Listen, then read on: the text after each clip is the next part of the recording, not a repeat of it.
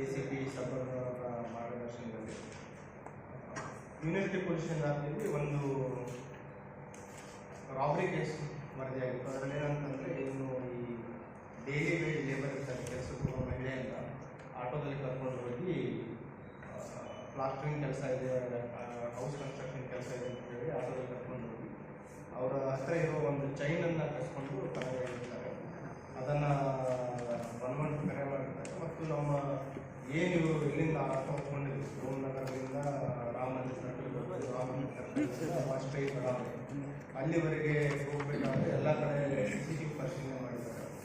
ಕೆಲವು ಕಡೆ ನಮಗೆ ಖಚಿತವಾದ ಮತ್ತು ತುಂಬ ಉತ್ತಮ ಗುಣಮಟ್ಟದ CCTV ದೊರೆತ ಹಿನ್ನೆಲೆಯಲ್ಲಿ ಆರೋಪಿಗಳ ಬಗ್ಗೆ ಮಾಹಿತಿ ಕಲೆ ಹಾಕಲಿಕ್ಕೆ ಸಾಧ್ಯ ಆಗಿದೆ.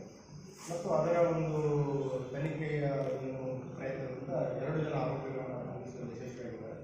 ಅದರಲ್ಲಿ ಬಂಧಿತನಾದ ಹೆಸರು ಕಲ್ಲಪ್ಪ alias ಸಂಜು ಅಂತ, ಇನ್ನೊಬ್ಬನು ಅವನ ಸ್ನೇಹಿತ ಸಂತೋಷ್ ತಂದೆ ಶಂಕರಪ್ಪ. ಒಬ್ಬನು ಮೊದಲನೇ ಆರೋಪಿ ಅಫ್ಜಲ್ ಒಬ್ಬನು, 2ನೇ ಆರೋಪಿ ಪಕ್ಕದ ಜಿಲ್ಲೆ ಇಂಡಿಯವರ ಆಗಿರ್ತಾರೆ. ಇದರಲ್ಲಿ ಏನು ಮೊದಲನೇ ಆರೋಪಿ ಇದ್ದಾನೆ, ಇವನ ಮೇಲೆ ಹಳೆಯ 2 ಕಳ್ಳತನ ಪ್ರಕರಣಗಳಿವೆ ಮತ್ತು ಅವನ ಮೇಲೆ ಸನ್ನಡತೆ ಆಧಾರಕ್ಕೋಸ್ಕರ ಮುಚ್ಚಳಿಕೆಯನ್ನು ಕೂಡ ಅಫ್ಜಲ್ಪುರ್ ಪೊಲೀಸ್ನಲ್ಲಿ ಬರ್ಕೊಂಡಿದ್ದಾರೆ. CR ಕೂಡ ಅಲ್ಲಿ ಆಗಿದ್ದಾರೆ.